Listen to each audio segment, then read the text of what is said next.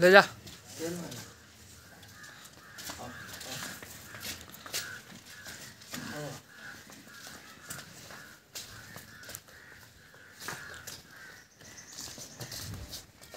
घुमाओ।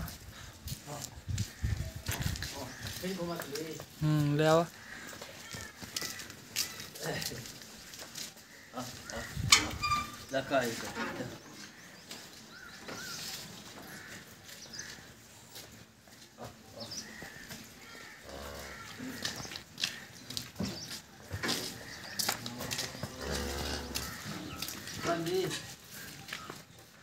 ले चला भाई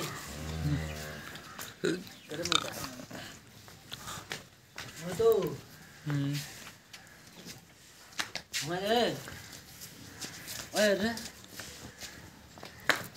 बांध बांध।